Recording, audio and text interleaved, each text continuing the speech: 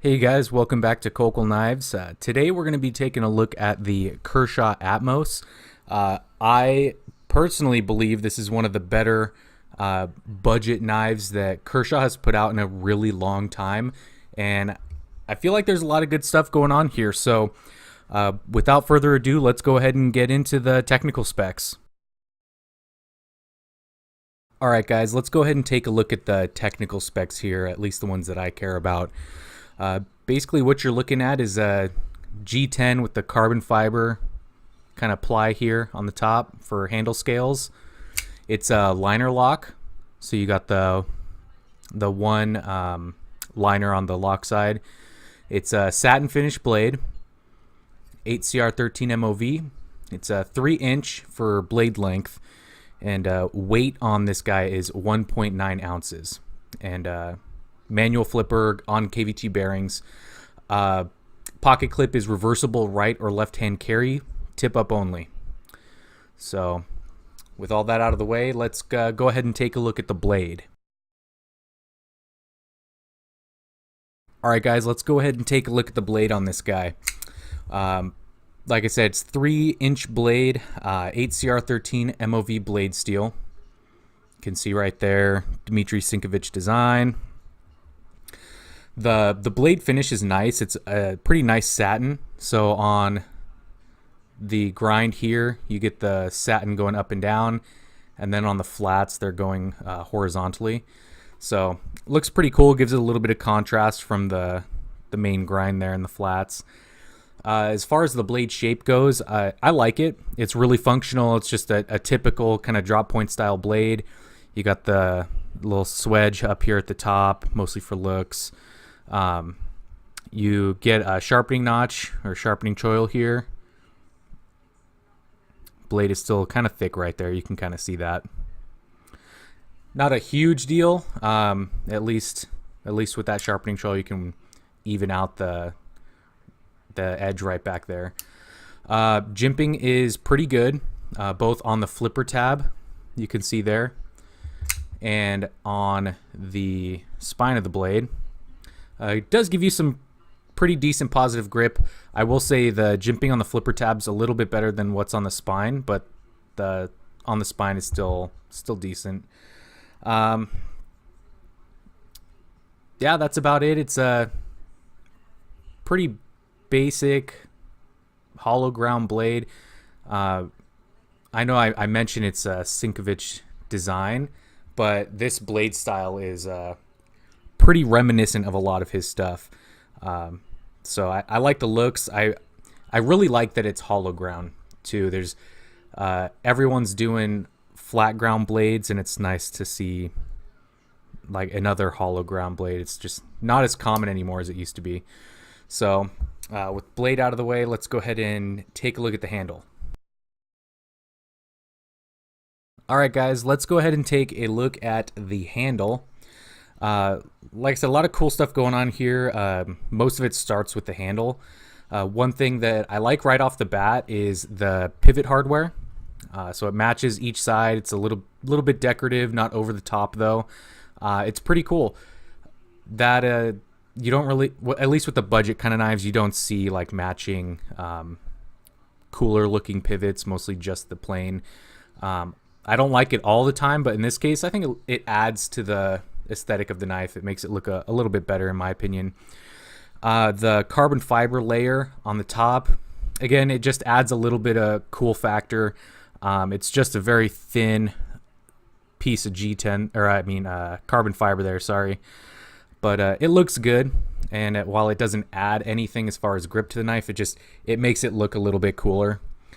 Other thing here, the G10 is chamfered here on the sides. Makes it feel a little bit more rounded and comfortable in the hand, and you don't really notice it aesthetically as much, but it still looks pretty good though too. But yeah, it just gives it a better feel in hand with the chamfered edges there. Pocket clip is the deep carry, kind of that loop over deep carry clip that Kershaw always does. Big fan. It's awesome. It works really well. They have a filler tab on the opposite side too, which isn't something you see a whole lot just in general, let alone from a knife that's in this price range. So I thought that was super cool that you get the filler tab. And even if you think that's really unnecessary, at the very least, you get 2 extra screws. So just say you're taking the knife apart or something, or you're readjusting the pocket clip and you lose one of those 2 screws, you have 2 backups.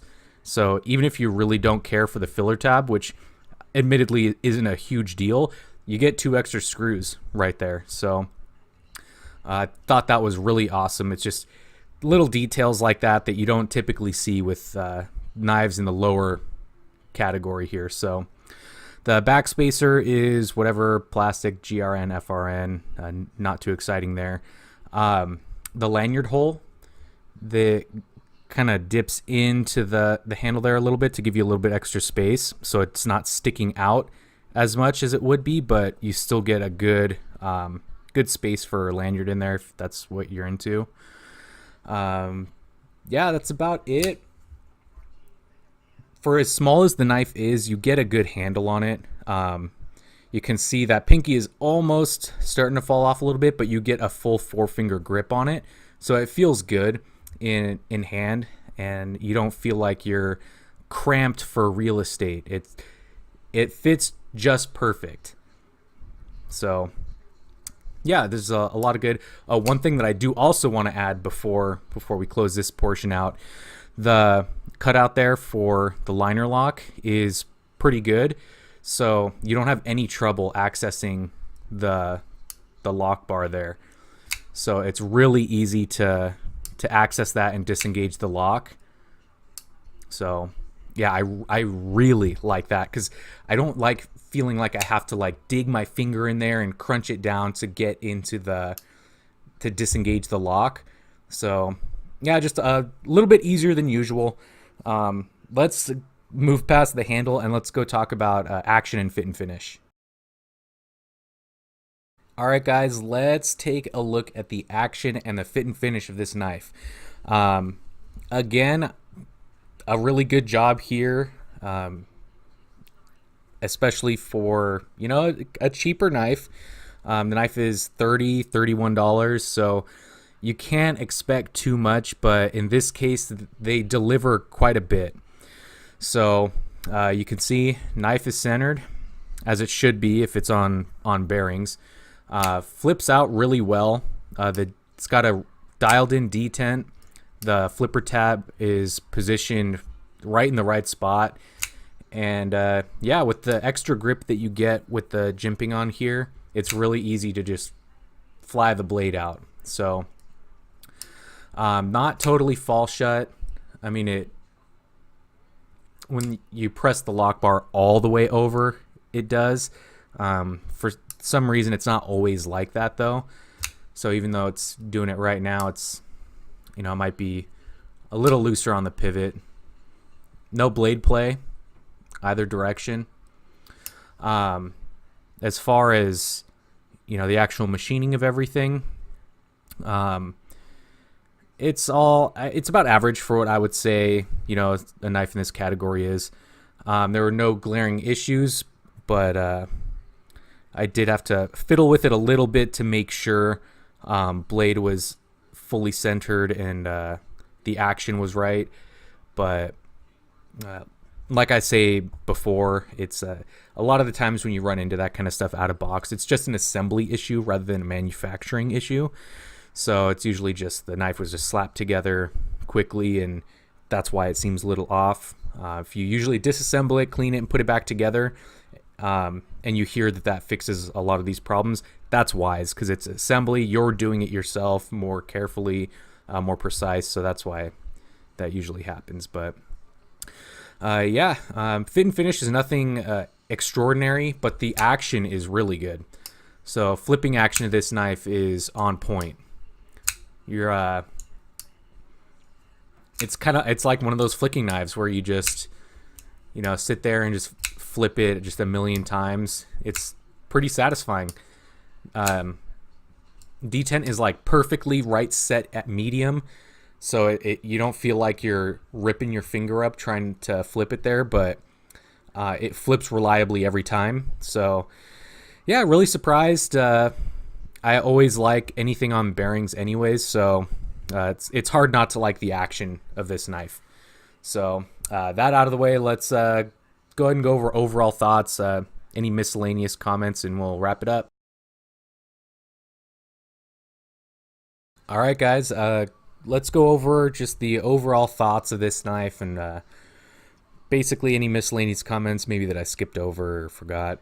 I don't think there's any of that, but as far as my overall thoughts and comments on the knife, like I prefaced it in the beginning of the video, I think this is one of the better knives that has come out of Kershaw for kind of their budget folders in a long time. Just everything about the action. You know, I know a lot of you guys are going to like that it's not speed safe. It's not assisted opening. That's one of the things that I really like about it. Also, all the little details, like I said, the carbon fiber, the pivot hardware, the filler tab with the extra screws. It's killer. This thing for around $30, give or take. I know they got a couple different colors or whatever, but around $30, this thing is a steal. It's such a killer deal for this knife.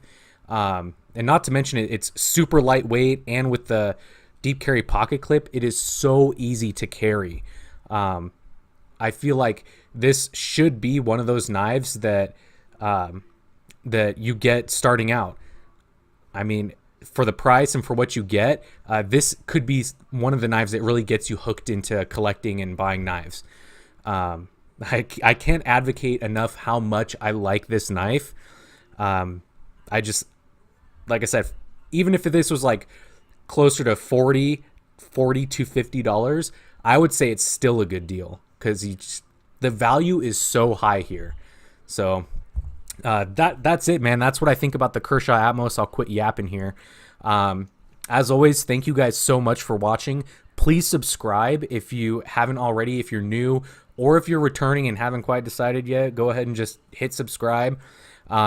Link to my Instagram is down there as well in the description box, so you can go ahead and check me out on Instagram and see some cool pics and behind the scenes shots. So yeah, with that, we will catch you guys on the next one. Thanks.